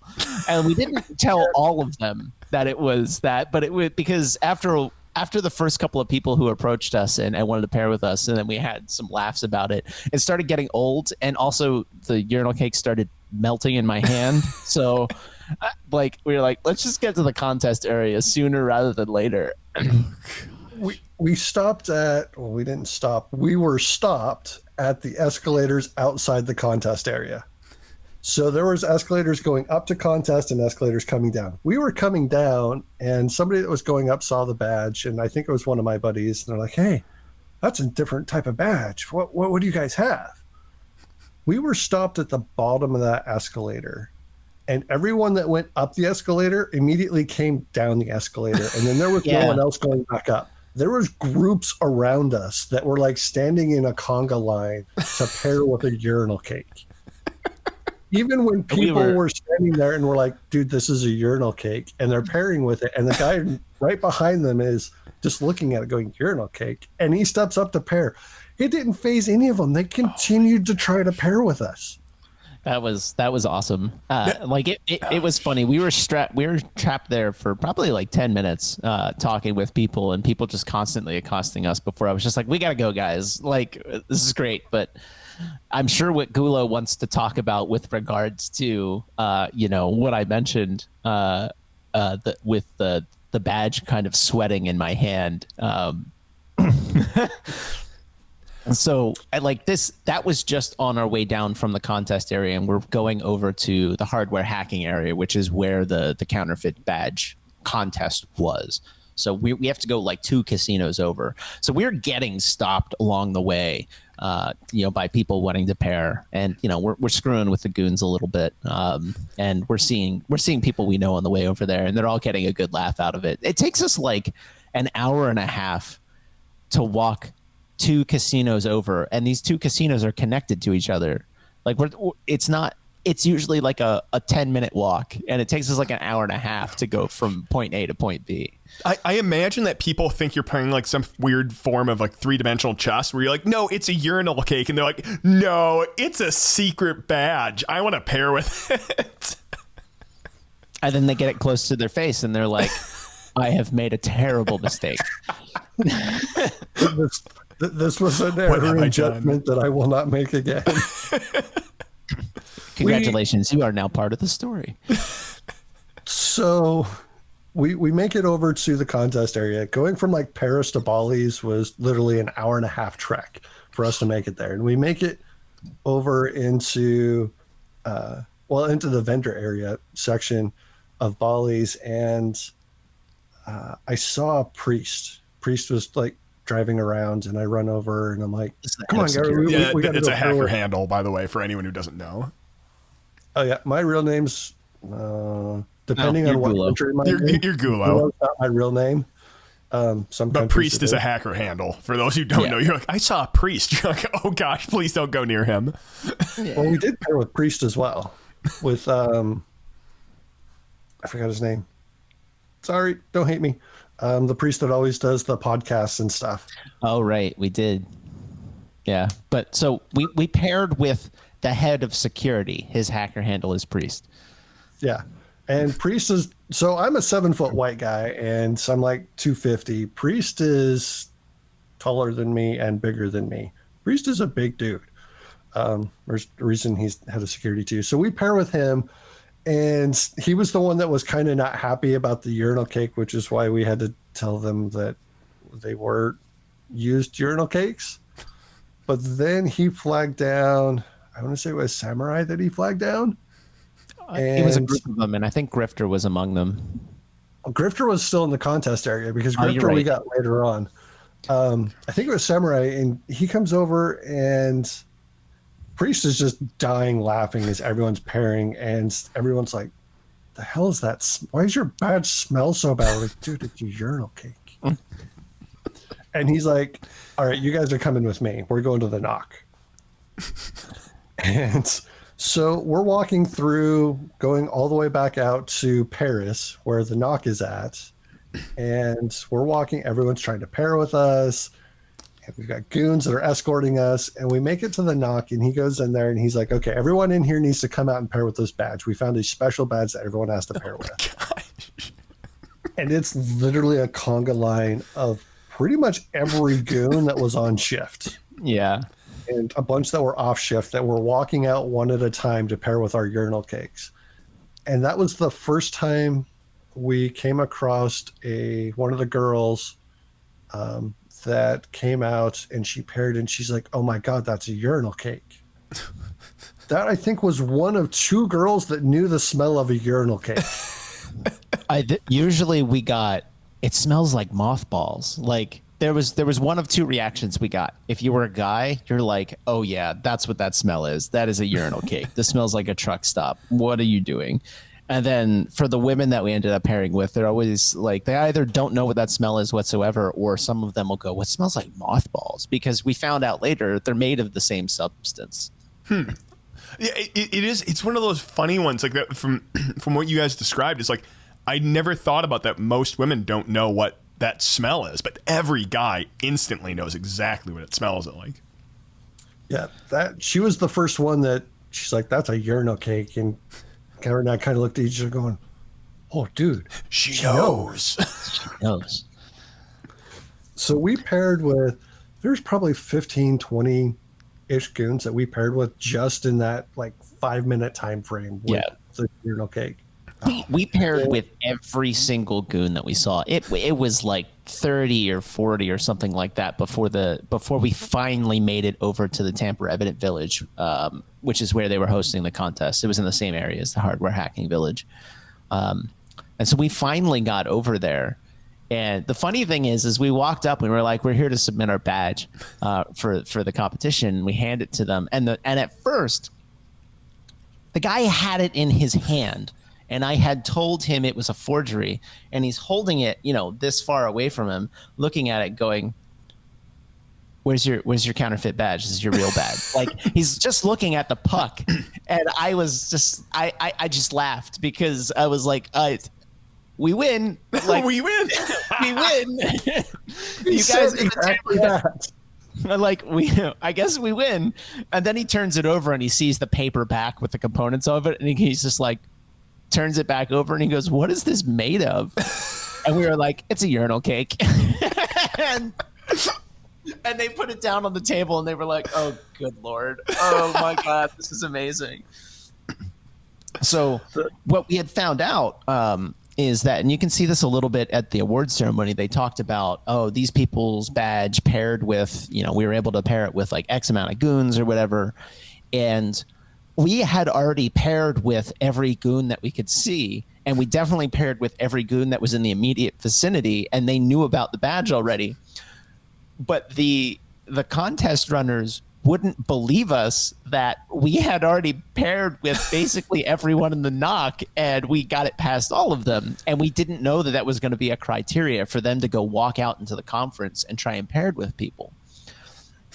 And so we were like, "Well, crap. Yeah, so we've already paired with everyone," and no one. I looked at it. I was just like, "Look, man, you just held it in your hand and thought it was a real badge. Like, you gonna tell me that you think I'm lying about pairing with goons?" But yeah, then they had a lot of fun with it at that point. They were all passing it around the table and they were judging it and all that stuff. So we had to leave one of them with them to do the whole scoring and comparing to different people. But at some point we got it back and we set off to find two people, and that was Joe Graham and the Dark Tangent. Yeah, Kingpin or Joe Grand is the one who actually created the badge for DEF CON 27. I didn't know his handle was Kingpin. Yep. There was one other piece to that story that happened. The guy that runs the Tamper Evident Village that was like, hey, you need to pair with all these other goons. When he came up, he had a bucket of chicken that he was eating when we handed him the badge. I forgot about that. The look on his face. He was a really cool dude, really chill guy, and hand him the badge, and he's sitting there eating a piece of chicken. We're like, dude, it's a urinal cake. And his eyes got big for like a couple of seconds, and he set down his chicken and his bucket, and he's like wiping his hands, and then he like went super chill again. Yeah. It was a split second of, oh shit, what did I just do? And then, I'm okay. This isn't that bad. Again, these were some of the people that, you know, he looked at us and he looked like he was going to be angry, and I just looked at him and said, "Don't worry, it's sanitary." And I was surprised at how many people just took us at our word. Everyone knows to trust me. It's fine. Yeah, you're from Naruru. Oh, that one is going to come back later too to bite you too. Everyone else is confused. You'll find out in a later video. I don't trust him. Oh, yeah. So go ahead. So we go out. This is the other part that Gourry did most of this. I thought of the urinal cakes and we went on the journey together, but he built the badge. He's the one that made it so absolutely successful. The only other part that I helped with is I've been going to DEF CON for many, many, many years. So I know a lot of people there. So we start flagging down pretty much all the superstars, all the big names, all the random people. But we saw the Dark Tangent, and he was over there.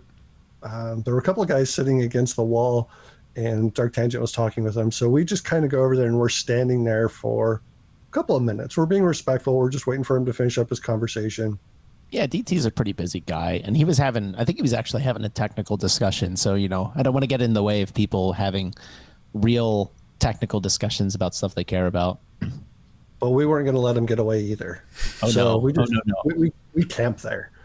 And eventually he finishes up his discussion. He turns around and we're like, hey, would you like to pair with our badge? And DT's like, yeah, sure, of course.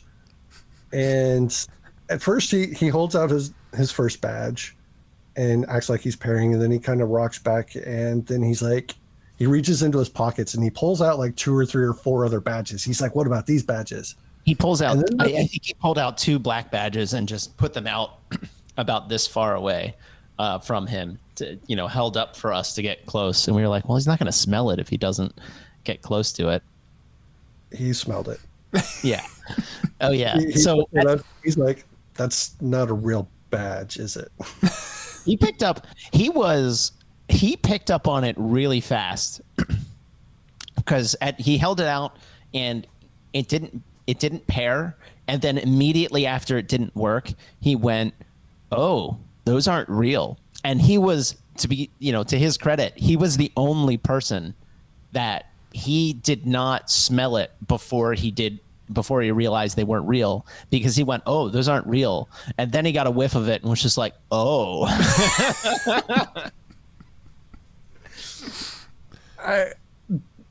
So I've talked with DT a few times throughout the years. DT's super smart. He's very quick on the uptake, but literally he was the only one to realize that they were a fake badge. In our defense, he did try to pair with us before he realized that they were a fake badge. Yeah. When it didn't actually beep or blink, he's like, those aren't real. Oh, gosh. Yeah. So I was pretty surprised by that. Then we had a short discussion with him. He's a super chill guy. I really appreciate that he took the time to chat with us for a little bit, you know, because he has to be a busy guy. And then we hung around the hardware hacking village for a while, waiting for KingPin to come down and check it out. By that point, I mean, we're hours into our foray through the conference and pairing with people. By that point, pretty much everyone had heard about it. Like, it spread like wildfire. So he had already heard about it before we got a chance to talk with him. There was the other person that I was super proud with that didn't recognize that it was a fake badge. It was in the hardware hacking village. We were pairing with people like Skyria, Bunny, everyone that was running the hardware, like Short Tie and Kay and all of those complete badasses. And I don't think they like me anymore. So we were pairing with all of them, and they're like, "Get away, go away. We already know. No, don't do this." And the dude that wrote the software for the badge was sitting there, and I went to pair with him, and I was holding up my badge, Urinal Cake badge, and pairing. He's like, "Oh, it's not working." Oh, here, it was probably something simple. Let me go plug it into my laptop real quick, and we'll get this figured out for you.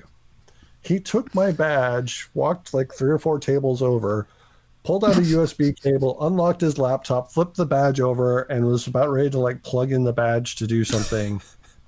And he looks at me and he goes, "This isn't a real badge." I'm like, "No, dude, it's a Urinal Cake. What do you think it was?" It's funny because it's like you would think by 5-6 hours into the process of fooling people that this would get old. Never ever got old. It was just every time, like, if we're just fooling like a random conference goer, that got old. But every time we got some higher profile person with it, we were like, "This is awesome. This is great." He wrote the software. He must have seen like hundreds or thousands of these badges, is my assumption. And nope, that was Urinal Cake. Oh gosh. So, and I think there's one more piece of the story before we can, you know, let up off of this, and that is, after walking around with these badges, you know, for the next, so we're in Saturday night. We still have another day to go. After walking around with these badges for a little while. What's up? I got one more point. So it was around the time of the hardware hacking village where the last part of my story went of Gourry being so much smarter than me. That's where I got the bloody nose.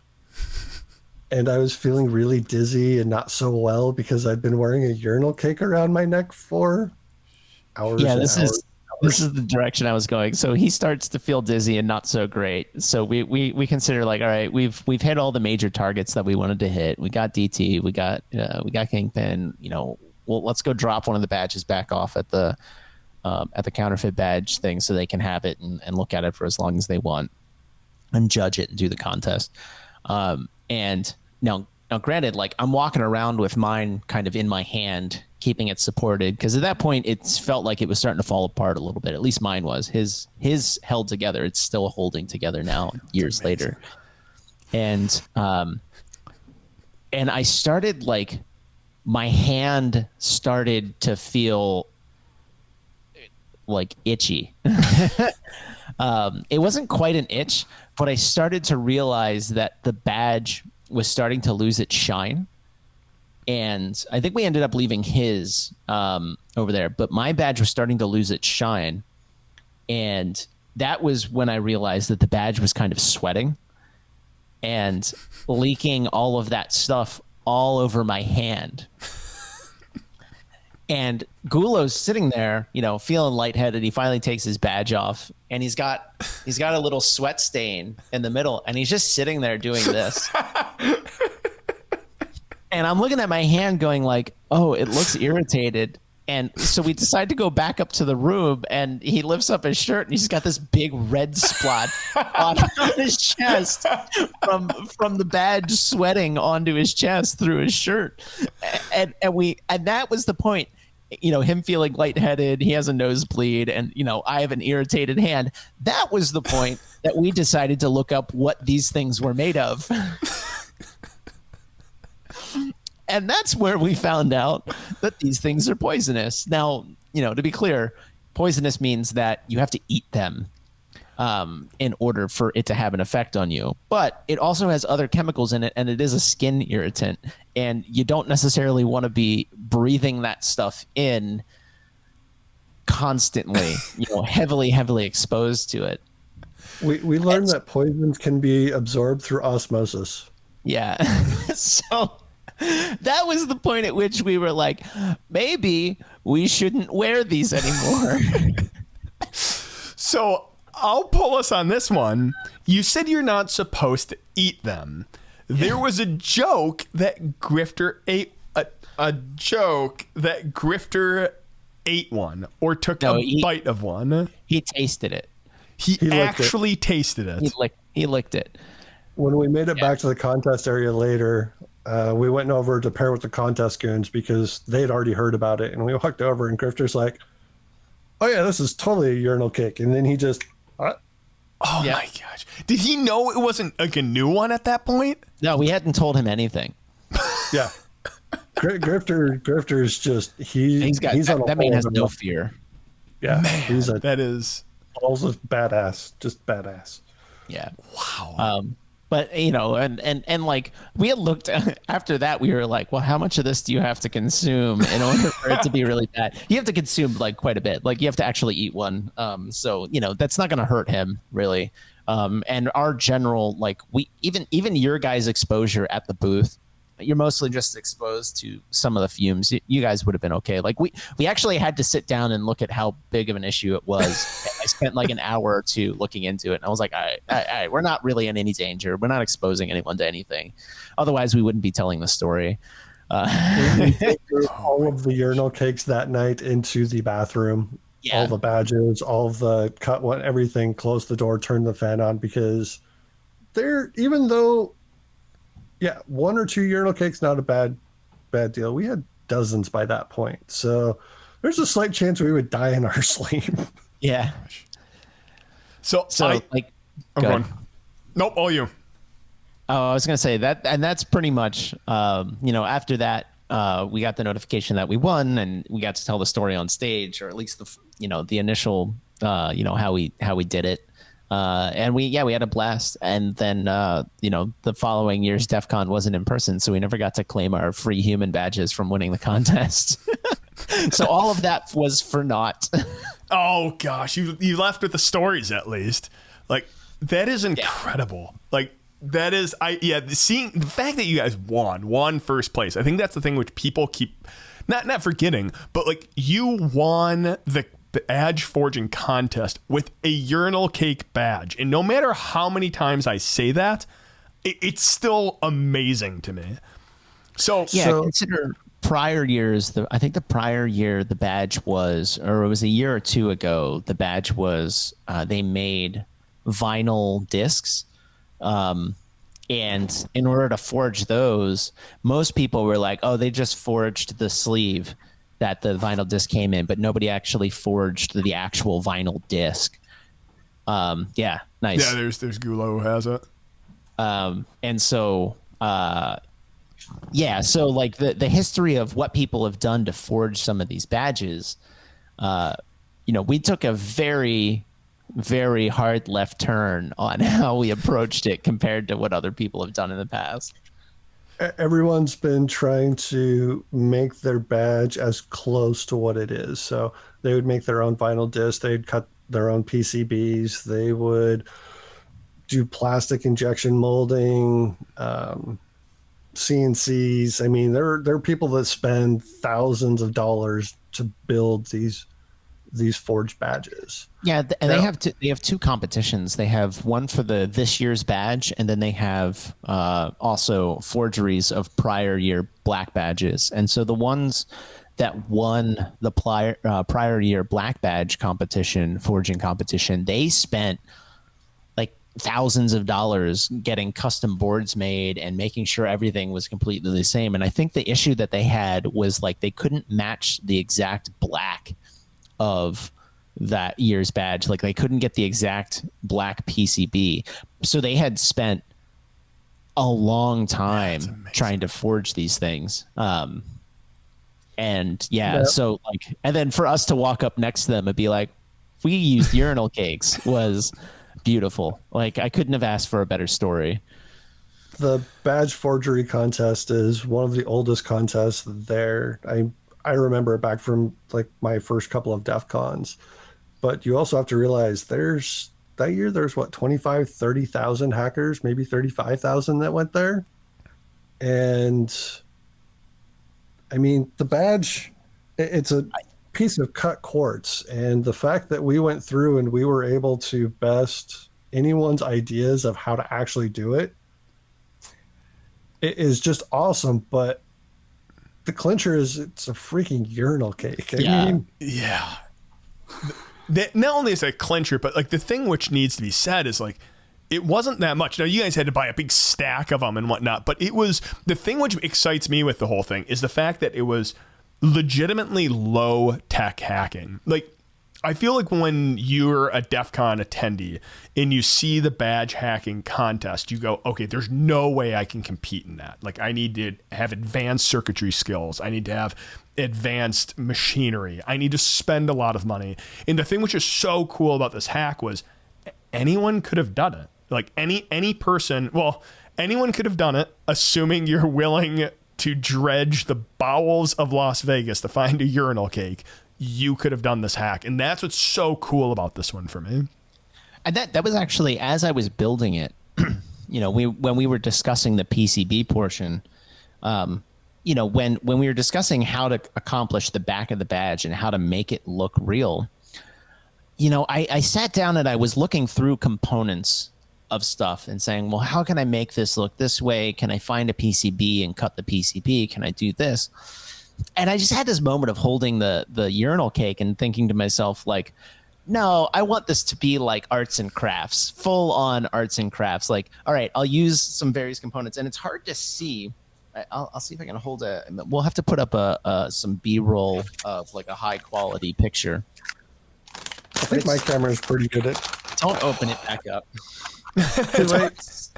Yeah, it's hard to see, but some of the components on the lower end, the black components, what those are is actually like little pieces of plastic header from that you would stick onto a board, but that aren't an actual component, right? It's just this little plastic piece, black plastic piece that we cut up into small components to try and match the same size of some of these sub processors on here. And just a bunch of random things that look roughly the same of, you know, what's real on the badge. So yeah, you're right. Like anyone could have accomplished this. And that's ultimately what I wanted once I was just sitting there looking at the relatively, you know, decently polished puck. I was like, I want this whole thing to be like an arts and crafts thing, which led us to some of the discussions we had about what do we want to do with future year badges? Do we want it to be this giant pile of heavy tech, or do we want to be able to teach people new things for you know, future year DEF CON Darknet badges? How do we want to do this? Do we want to focus on piling in as much tech as possible, or do we want to have some of this, you know, idea of arts and crafts, which, you know, for anyone that makes it this long in the interview, you know, there's a little tiny spoiler of something that we've been discussing is how can we build in some of these lower tech things into our badge hacking challenges. So I think I have a good question to wrap this up on, which is you have both done some absolutely incredible hacks. And I'm not talking about the urinal cake, even though that one is absolutely amazing. Like, Gourry, you've done just amazing binary exploitation. Gulo, your hidden challenges really are legendary. How do you guys feel about being the urinal cake guys? I love it. Are you kidding me? I posted this on my LinkedIn. Your last video, I was like, I want to be known as this. I want people to see my stupid face and associate it with a urinal cake. Yeah, I'd rather be notorious and famous than not famous. I know most people don't realize that picture I got of Gourry is not like something out online. It was one I pulled from a private Discord message. And I'm like, ooh, this is the one I'm going to use.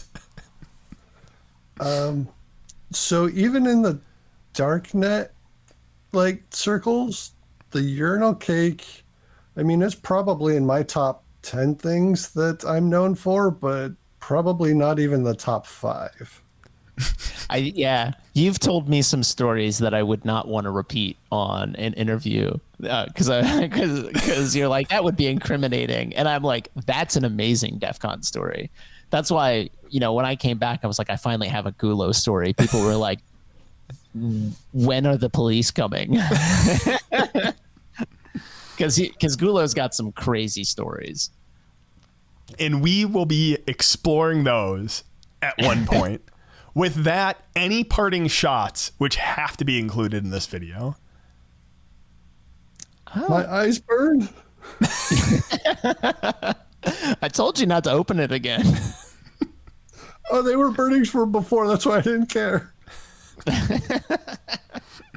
I'm telling you, we should try and get that thing into the Badge Hall of Fame. We might have to shrink wrap it a few hundred times, but Gosh. With Yeah, that, if anyone has any suggestions for how I can preserve this, like vacuum sealing it, or somebody knows what I can do with this, then please let me know, because